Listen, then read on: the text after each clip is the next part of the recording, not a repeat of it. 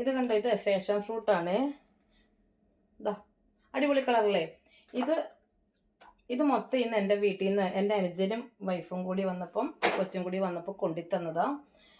അങ്ങനെ ഒരാഴ്ചത്തേക്ക് ജ്യൂസിൻ്റെ കാര്യം ഏതാണ്ട് തീരുമാനമായി. ഇനി ഒരാഴ്ചത്തേക്ക് നമുക്ക് ഫാഷൻ ഫ്രൂട്ട് ജ്യൂസ് ആയിരിക്കും കേട്ടോ. ചൂടിന് ഒരു കുറവുമില്ല, അപ്പം ജ്യൂസിന് നമുക്ക് ഒട്ടും അമാന്തിക്കണ്ട. അങ്ങനെ ഇത് മൊത്തം നമുക്ക് ജ്യൂസ് അടിച്ച് കുടിക്കണം. പിന്നെ എനിക്ക് ഇതുണ്ടോ, ഒരു പാത്രം നിറയെ കൊണ്ടുവന്നിട്ടുണ്ട്. ഇത് മൊത്തമായിട്ട് പയറാണ് കേട്ടോ. ഇത് നമ്മുടെ വീട്ടിൽ തന്നെ നട്ടതാണ്. ഞങ്ങൾക്ക് കൃഷിയുണ്ടെന്ന് ഞാൻ മുമ്പ് പറഞ്ഞിട്ടുണ്ടായിരുന്നല്ലോ. അങ്ങനെ അതിൽ നട്ടതാണ്. അങ്ങനെ ഈ പയർ മൊത്തം ഇന്ന് കട്ട് ചെയ്തിട്ട് വെക്കണം. കാരണം കട്ട് ചെയ്തിട്ട് വെച്ചാൽ എന്താണെന്നോ, കട്ട് ചെയ്തിട്ട് വെച്ചാൽ അത് ഫ്രഷ് ആയിട്ട് തന്നെ ഇരിക്കും. നമ്മളല്ലാതെ ഇതിങ്ങനെ ഫ്രിഡ്ജിൽ വെക്കുമ്പോൾ കുറച്ച് വാടിയ പോലെയും, പിന്നെ അത് നമുക്ക് രണ്ടാമതായത് കട്ട് ചെയ്യാനൊന്നും ഒരു തോന്നുന്നില്ല. ഇത് നമ്മൾ കൊണ്ടുവന്ന് അപ്പം തന്നെ കഴുകി വൃത്തിയാക്കി ഇതൊക്കെ ഒന്ന് നീറ്റാക്കി എടുത്ത് വെക്കുവാണെങ്കിൽ നമുക്ക് പണിയും തീർന്നു. നമുക്ക് അടുത്ത ദിവസം രാവിലെ എഴുന്നേറ്റ് വേഗം തോരൻ കറി വെച്ചിട്ട് നമുക്ക് കഴിക്കുകയും ചെയ്യാം. പിന്നെ അതുകൂടാതെ ഞാൻ കോവയ്ക്ക വെള്ളത്തിലിട്ട് വെച്ചിട്ടുണ്ട് കേട്ടോ. കണ്ടോ, ഇത് മുഴുവൻ ഇന്ന് വീട്ടിൽ നിന്ന് കൊണ്ടുവന്ന ഇതിന് നല്ല വൃത്തിക്ക് കഴുകി വൃത്തിയാക്കി എടുത്തിട്ട് വേണം നമുക്ക് അരിഞ്ഞെടുക്കാൻ. അങ്ങനെ ഈ രണ്ട് സാധനം ഇന്ന് കട്ട് ചെയ്ത് വെക്കണം. അങ്ങനെ ഒക്കെ നമുക്ക് വേഗം ഓരോ പണികളൊക്കെ ഒരുക്കാം. എന്നാലേ നമുക്ക് ബാക്കി കുറേ കാര്യങ്ങൾ ചെയ്യാനുണ്ട്. രാത്രിയായി, പെട്ടെന്ന് സമയം പോകും. പകലൊന്നും നമുക്ക് സമയമില്ലാത്തതുകൊണ്ട് ഇത്തരം പരിപാടികളൊക്കെ രാത്രിക്കാണ് ചെയ്യുന്നത്. അപ്പോൾ അത് കഴിഞ്ഞിട്ട് ഫാഷൻ ഫ്രൂട്ട് ജ്യൂസ് കഴിക്കാമെന്നാണ് വിചാരിക്കുന്നത്.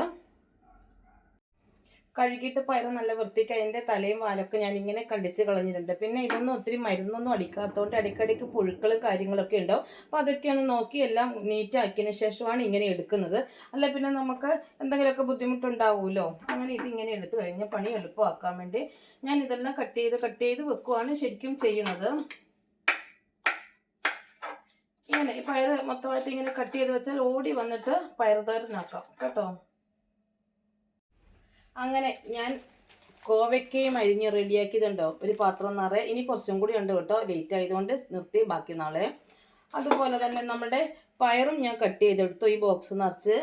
ഇനിയിപ്പോൾ ഞാൻ ചെയ്യാൻ പോകുന്നത് ഈ 2 കവർ ഉണ്ടല്ലോ, ഇങ്ങനെയാണ് ഞാൻ എപ്പോഴും ചെയ്യുന്നത്. ഈ 2 കവറിലും ഇത് ഓരോന്നും വെവ്വേറെയാക്കി ഫ്രിഡ്ജിൽ വെക്കും. അപ്പം നമ്മളൊരു ബോക്സിനാണ് വെക്കുന്നതെങ്കിൽ ബോക്സിന് ഇരിക്കാൻ കുറച്ച് സ്ഥലം വേണം ഫ്രിഡ്ജിൽ.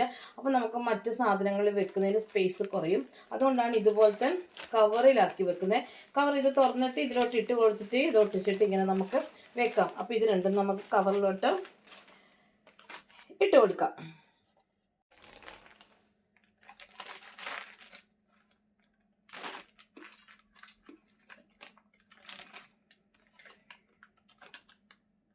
അങ്ങനെ 2 കവർ നിറഞ്ഞു. ഈ കവറിൽ ഇത്രയേ ഉള്ളൂ കേട്ടോ. അതുകൊണ്ട് ഇത് ഞാൻ ഇങ്ങനെ ഒരു റബ്ബർ ഇട്ടിട്ട് കെട്ടി വെക്കുക. ഇത് 2-3 ദിവസം കഴിഞ്ഞ് എടുക്കുന്നുള്ളൂ. കാരണം കോവയ്ക്ക ഇനിയും കട്ട് ചെയ്യാനുണ്ട്. അതുകൊണ്ട് ഇത് കുറച്ച് ദിവസത്തേന് പെൻഡിങ്ങിൽ ഇരിക്കട്ടെ. അത് കഴിഞ്ഞിട്ട് നമുക്ക് എടുക്കാം. അതുപോലെ തന്നെ ഇതും നമുക്ക് കവർ ചെയ്തിട്ട് വെക്കാം. ഇത് ഒരു 2-3 ദിവസം കഴിഞ്ഞ് എടുക്കുന്നുള്ളൂ.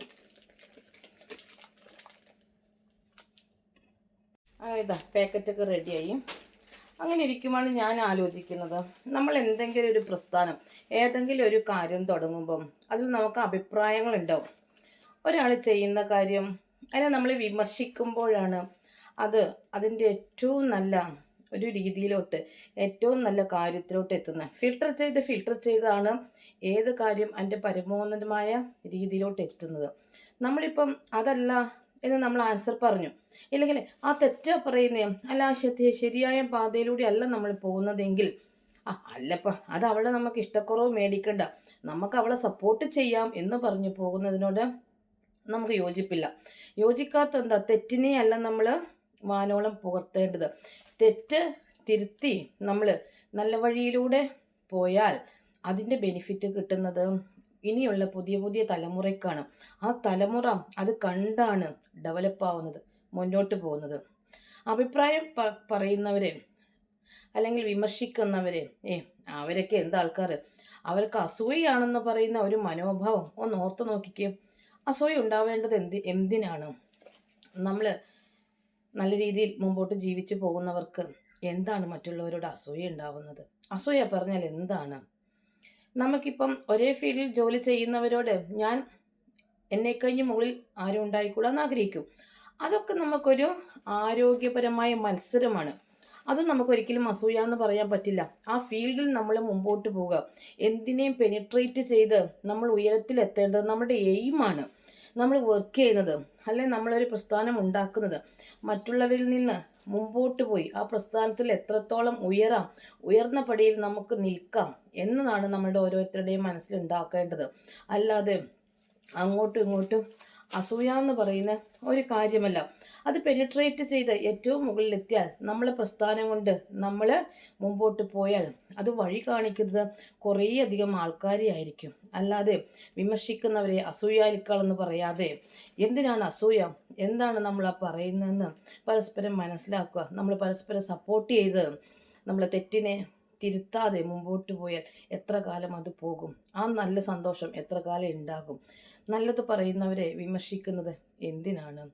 അപ്പം നമ്മൾ ഓർക്കേണ്ടതുണ്ട്, ഒരു കൈ ഒരു വിരൽ മറ്റുള്ളവരുടെ മുമ്പിലോട്ട് ചൂണ്ടുമ്പോൾ ബാക്കിയുള്ള 4 വിരലും നമ്മളെ തന്നെയാണ് ചൂണ്ടുന്നത്. അത് നമ്മൾ ഓരോരുത്തരും മറക്കാതെ മുമ്പോട്ട് പോകുക. ഇന്നത്തെ ജീവിതം ഇങ്ങനെയാണ്ടാ ഒക്കെയാണ്. അല്പമേ ഉള്ളൂ ഓരോരുത്തർക്കും ആയുസ്. ഇന്ന് നമ്മൾ കഴിഞ്ഞു പോയാൽ, ഇന്നത്തെ ജീവിതം സന്തോഷകരമായി നമ്മൾ ജീവിക്കാതിരുന്നാൽ നാളെ നമുക്കൊരു ജീവിക്കാൻ അവസരം നമുക്ക് കിട്ടിയെന്ന് വരില്ല. നമ്മുടെ കയ്യിൽ കിട്ടിയ ഓരോ നിമിഷവും നമ്മൾ നന്നായി ഉപയോഗിക്കുക, നന്നായിട്ട് നമ്മൾ ജീവിച്ചു പോവുക. കാരണം നമ്മൾ 2 പേരിൽ അല്ലെങ്കിൽ 3 പേരിൽ ഒരാൾ നഷ്ടപ്പെടുന്ന ഒരവസ്ഥ. അപ്പോൾ നമ്മൾ ചിന്തിച്ചിട്ട് കാര്യമുണ്ടോ? ഇതിനു മുമ്പ് നമുക്ക് നന്നായിട്ട് ജീവിക്കാമെന്ന്. അപ്പോൾ കടന്നു പോകുന്ന ഓരോ നിമിഷവും നമ്മൾ സന്തോഷമായിട്ടിരിക്കാൻ നോക്കുക. അങ്ങോട്ടും ഇങ്ങോട്ടും കൊണ്ടും കൊടുത്തും സ്നേഹിച്ചും കലഹിച്ചും നന്നായിട്ട് പോവുക. ഒറ്റപ്പെടുന്ന ഒരു ദിവസത്തെക്കുറിച്ച് നമ്മൾ ആലോചിക്കാതിരിക്കുക. ഇതൊക്കെ തന്നെയല്ലേ നമുക്ക് സന്തോഷം തരുന്നത്? നമ്മുടെ മൈൻഡിൽ നല്ല സന്തോഷമുണ്ടെങ്കിൽ നമുക്ക് ഏത് ജോലിയിലും നമുക്ക് എവിടെ വേണമെങ്കിലും എത്താൻ സാധിക്കും. പിന്നെ നമുക്കൊരു ലക്ഷ്യം ഉറപ്പായിട്ടും ഉണ്ടായിരിക്കണം. ഞാൻ ഇന്ന് അല്ലെങ്കിൽ ഈ വർഷം ഞാൻ ഇന്നതൊക്കെ ചെയ്യും, അല്ലെങ്കിൽ ഞാൻ ഇത് അച്ചീവ് ചെയ്യാൻ ഞാൻ റെഡിയാകും ഇന്ന് നമുക്ക് ഫസ്റ്റ് തന്നെ നമ്മുടെ മനസ്സിലൊരു ചിന്ത ഉണ്ടാക്കി വെക്കണം. അതിലോട്ട്, ആ പ്രൊജക്റ്റിലോട്ട്, ആ കാര്യത്തിലോട്ട് നമ്മൾ അത് തന്നെ മനസ്സിൽ വെച്ച് അതിനായിട്ട് മേക്കപ്പ് ചെയ്ത് മുമ്പോട്ട് പോവുക. അല്ലാതെ ഒരാൾ എന്നെ പിടിച്ച് തിരിച്ചു പിടിക്കുമ്പോൾ ഞാൻ മനസ്സിൽ കൊണ്ടു നടന്ന ആഗ്രഹങ്ങൾ അങ്ങോട്ട് കളയാതെ ആ തിരിച്ചു പിടിക്കുന്ന ആളെ നോക്കുക. നമ്മൾ എന്താണ് അവർ പറഞ്ഞതെന്ന് ശ്രദ്ധിക്കുക. പക്ഷെ നമ്മുടെ ലക്ഷ്യവും നമ്മൾ ചിന്തയും അവരിലോട്ട് വഴിപ്പെടാതെ ആ ചിന്ത കൊണ്ട് നമ്മൾ മുകളിലോട്ട് പോവുക.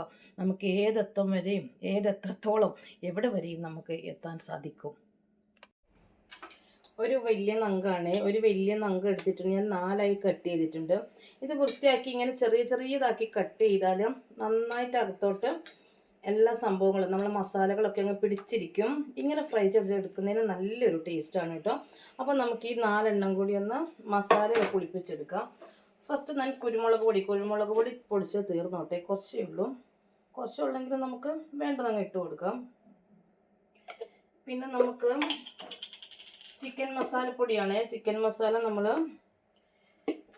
പൊടിക്കുന്ന മില്ലിൽ നിന്ന് വാങ്ങിച്ചതാണ് ഈ പ്രാവശ്യം. അങ്ങനെ അതും ഇച്ചിരി നന്നായിട്ട് ഇട്ട് കൊടുക്കണം. നല്ല കളറിലിരിക്കണമെങ്കിൽ മസാലക്കകത്ത് പൊതിഞ്ഞിരിക്കുമ്പോഴാണ് കാണാൻ ഭംഗിയുള്ള സാധനം. കഴിക്കാൻ മോശമെന്ന് പറയും, പക്ഷെ ഫിഷിൻ്റെ കാര്യത്തിൽ അങ്ങനെയൊന്നുമല്ല കേട്ടോ. പിന്നെ മഞ്ഞൾപ്പൊടി ഇട്ട് കൊടുത്തു. പിന്നെ വേണമെങ്കിൽ കുറച്ച് മുളക് പൊടി ഇട്ട് കൊടുക്കാം. പിന്നെ ഉപ്പിടണം. പിന്നെ പൊടിയിട്ടാണ് തുമ്മുന്നത്. എണ്ണ കൂട്ടിയിട്ടാണ് മിക്സ് ചെയ്യുന്നത്. എണ്ണ ഒഴിച്ചു. പിന്നെ നമുക്ക് കുറച്ച് ഉപ്പ് പൊടിയും കൂടെ ഇട്ട് കൊടുക്കാം.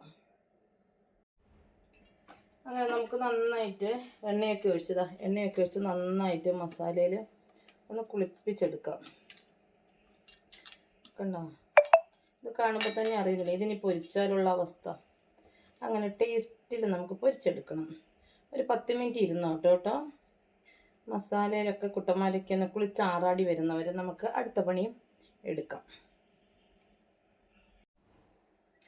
മാങ്ങാപ്പഴത്തിൻ്റെ നല്ല സീസൺ ആയിക്കൊണ്ട് വരുവാണ്. ഇത് ഞാൻ കടയിൽ നിന്ന് വാങ്ങിച്ച മാങ്ങാപ്പഴമാണ്. കടയിൽ നിന്ന് വാങ്ങിക്കുന്നതിനൊന്നും അങ്ങനെ വിശ്വസിച്ചിട്ട് നമുക്ക് കഴിക്കാനും പറ്റില്ല. പിന്നെ മാങ്ങാപ്പഴത്തിനുള്ള കൊതി കൊണ്ട് പിന്നെ എന്താ ചെയ്യേണ്ടത്? പെട്ടെന്ന് വേണമെങ്കിൽ ഷോപ്പിൽ പോയി വാങ്ങിക്കുകയും നിർത്തിയുള്ളൂ.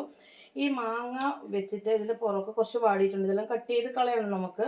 2 ചെറിയ മാങ്ങയും പിന്നെ 3, 4, 5, 6, 7 ചെറിയ ഉള്ളി എടുത്തിട്ടുണ്ട്.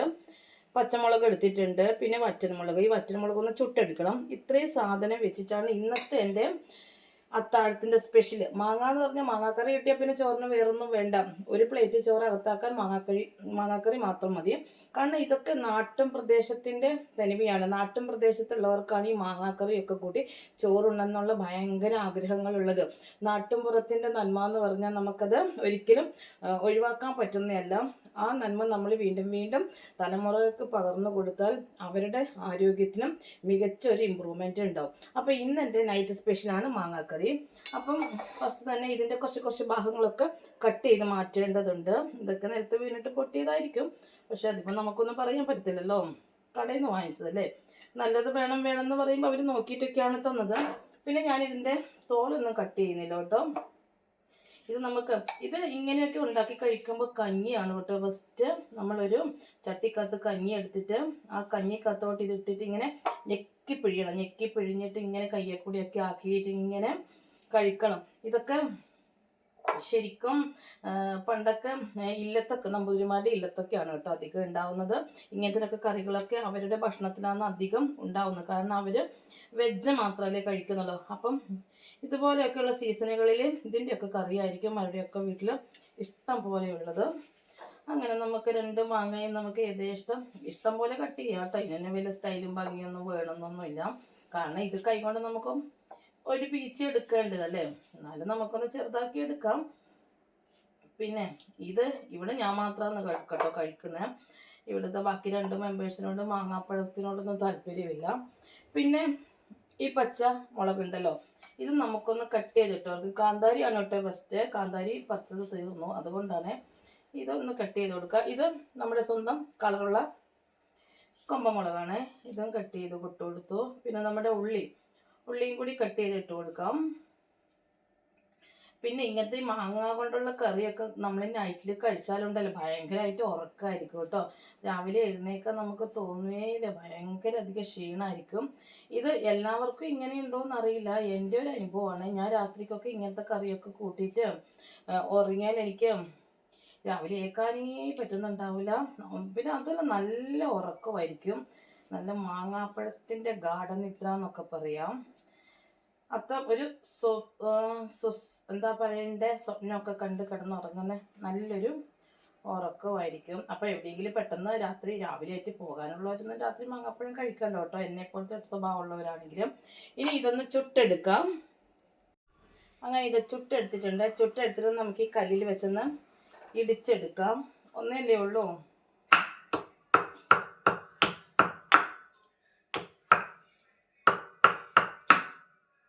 ഇത് അരിഞ്ഞിടുമ്പോൾ അത്ര ഒരു ടേസ്റ്റ് ഉണ്ടാവുന്നില്ല. ഇങ്ങനെ ഇടിച്ചിട്ടൊക്കെ ഇടുമ്പോഴാണ് കുറച്ചൊരു ടേസ്റ്റ് ഉണ്ടാവുന്നത്. അങ്ങനെ ഞാൻ ഇടിച്ചിട്ട് ഇതിലോട്ട് മിക്സ് ചെയ്ത് ഇട്ടിട്ടുണ്ട്. ഇനി നമുക്ക് ലാസ്റ്റായിട്ട് വേണ്ടത് കുറച്ച് ഉപ്പ് പൊടിയാണ് കേട്ടോ. കുറച്ച് ഉപ്പ് പൊടിയും കൂടി ഇട്ട് കൊടുത്തു. എന്നിട്ട് കൈ കൊണ്ടൊന്ന് മിക്സ് ആക്കി കൊടുത്തേക്കാം കേട്ടോ. ഇതിന് മിക്സ് ആക്കി ഇനി ഇത് ഞാൻ മൂടി വെക്കാൻ പോവുകയാണേ. ഇത് ചോറുണ്ണാൻ നേരത്ത് ബാക്കി കാണിക്കാം. അങ്ങനെ നമുക്ക് ഫിഷ് ഫ്രൈ ആക്കി എടുക്കാം. ഇതാ ഫിഷ് നമ്മൾ നേരത്തെ റെഡിയാക്കി വെച്ചില്ലേ, ഇത് നമുക്കൊന്ന് എണ്ണയിലോട്ട് ഫ്രൈ ആക്കാം.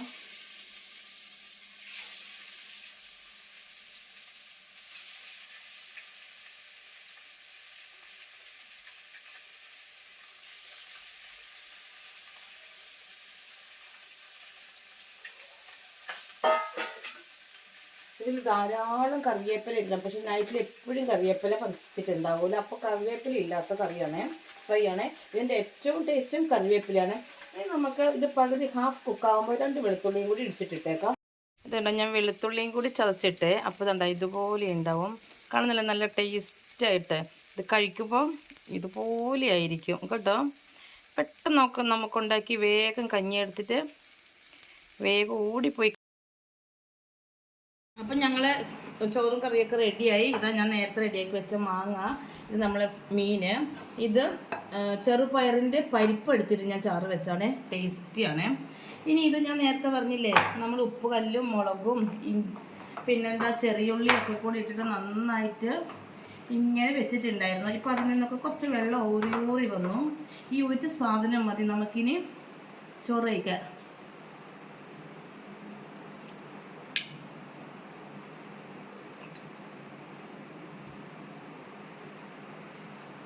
ഇങ്ങനെയൊക്കെ ഒന്ന് കഴിച്ചു നോക്കണം. പിന്നെ ഇങ്ങനെ കഴിച്ചിട്ടുള്ളവർ, മുമ്പ് കഴിച്ചിട്ടുള്ളവർ, ഇപ്പോൾ കഴിച്ചിട്ടുള്ളവരുണ്ടെങ്കിൽ ഒന്ന് കമൻറ്റ് പറയണേ, അവർക്കത് ഇതിൻ്റെ ടേസ്റ്റ് എന്താണെന്ന്.